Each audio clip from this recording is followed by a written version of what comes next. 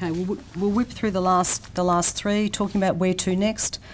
We've talked about continuous planned professional dialogue in PLTs and improving on that and in our curriculum meetings. Responding to the audit, support from the learning leaders, more peer observation, which of course is happening next year as well, and then sustaining the momentum, which I guess is an issue with everyone, and aligning current practice with the E5 model, which is what we're working on at school at the moment.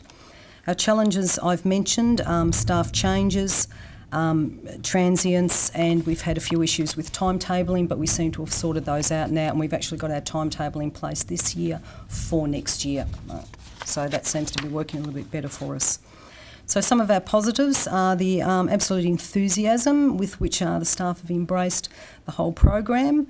They've appreciated the pace, they've told us, at which it's proceeded, and we're looking at numeracy next year, and they're even expressing, dare I say, excitement at moving into numeracy. Our student outcomes have improved. We have data to show that.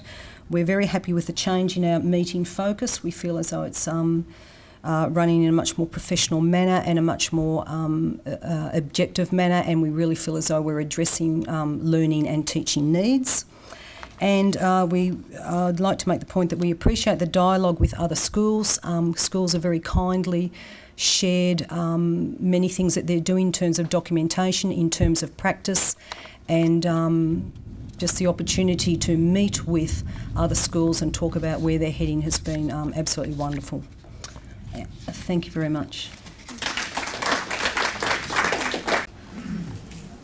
I've worked as a literacy support teacher for the last 4 years with grades 3 to 6, and this year I noticed a difference in students' reading levels. In the previous 3 years, grades 3 and 4 have entered the program on levels 12 and 13 and progressed through to level 20. But this year they entered the program at level 19 and progressed to level 22. Grades 5 and 6 have previously entered the program on level 15 and progressed to level 20, but this year they entered at level 22 and progressed to level 25. This year I didn't move the students vertically through as many levels, but focused on teaching the literacy strategies. I find that the students need explicit modelling, continuous recycling of strategies, and lots of opportunities to talk or be encouraged to speak up and explain their understanding. Hi, my name is Tony Vermont, and I'm a grade 5-6 teacher at Thomastown Primary. I've been teaching for 7 years, and I work very closely with Caroline Sismanis, who is a learning coach. We have been implementing the HRLTPs for 2 years now to improve children's literacy. Each strategy has been systematically introduced to the children with a clear learning and teaching focus articulated to them.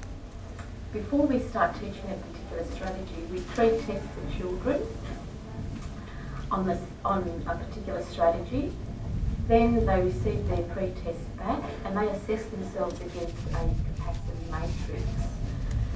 When they have done this, they look at the capacity matrix and they set themselves a goal that they monitor themselves while we teach a series of lessons on that particular strategy.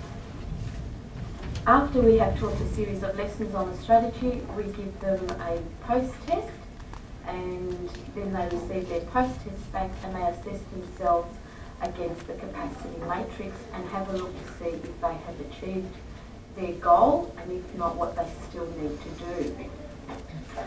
My reading program has changed over the years, over these 2 years. The children are given a focus for every lesson.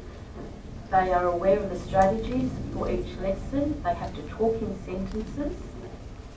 And the most important part of the structure of the lesson is the review stage, where they articulate what strategies they have used, what has worked for them, what hasn't worked for them, and what goals they can take. It includes a range of challenging texts so that children see how the strategies work through and explain, model, scaffold, practice, and apply and review model.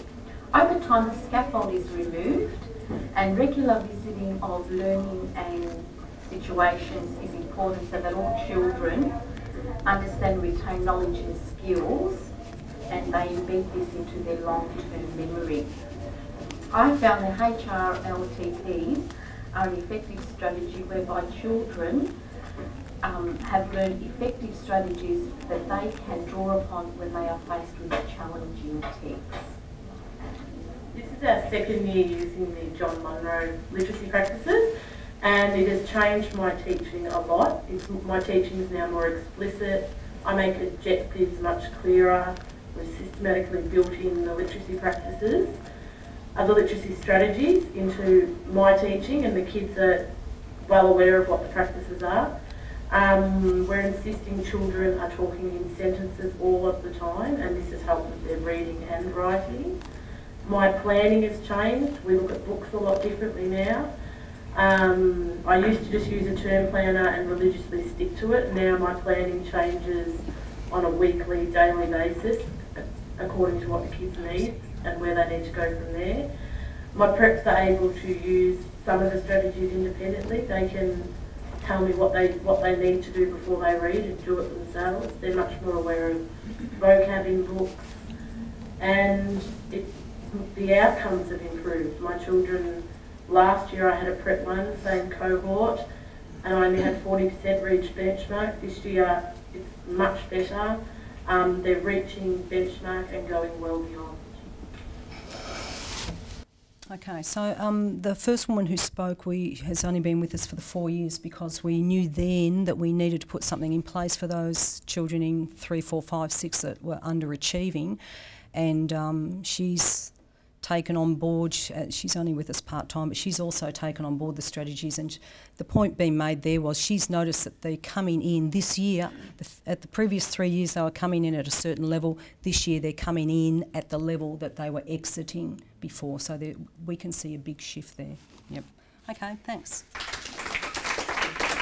I think one issue relates to why the data is frustrating. And I think you really need to clarify that. I think if in fact it's NAPLAN data, you need to know, I think you need to unpack more what the hurdle is. Mm-hmm. The rest of us, I mean, everything's fantastic, but I think that is one thing you really do need, because otherwise it's going to continue to be frustrating and you're probably not going to make much progress on it. So one thing I would be doing what I said earlier with the booklets from earlier years, using them as learning activities and getting feedback from the kids to see where these obstacles are arising. Now, it could be that, in fact, why it's frustrating, because it's not showing. All the stuff you're doing isn't showing in the data. That's why it's frustrating, isn't it? Mm. No, the data that was referred to as frustrating was the progress data from the Patrick Griffin. Oh, I don't know about that. So is that... Why was that frustrating? There's been a few little hiccups with it. Oh, sorry. Sorry. Okay, sorry, guys. But that's the only one. Forget all that. Yeah. The other thing that I really do want to raise, in a way, it's the language base. Look, the whole base for the kids' knowledge academically is going to be their oral language base. Mm-hmm. Now, you're doing a lot of this. But I wouldn't be talked out of doing oral language by the other teachers, because, and I should say to everyone, the knowledge base that the kids are coming at literacy and numeracy from is oral language. It's oral language. Now, the more in each literacy activity, any new ideas in oral language, the more the kids can talk about the new knowledge, everything, the synonyms, everything.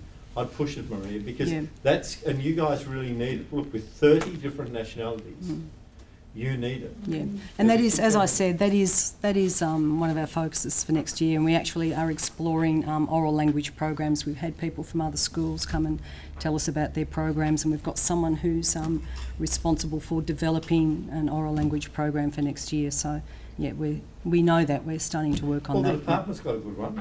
Oh, did you write it? Yes, I do. They do. Okay, thank you. But,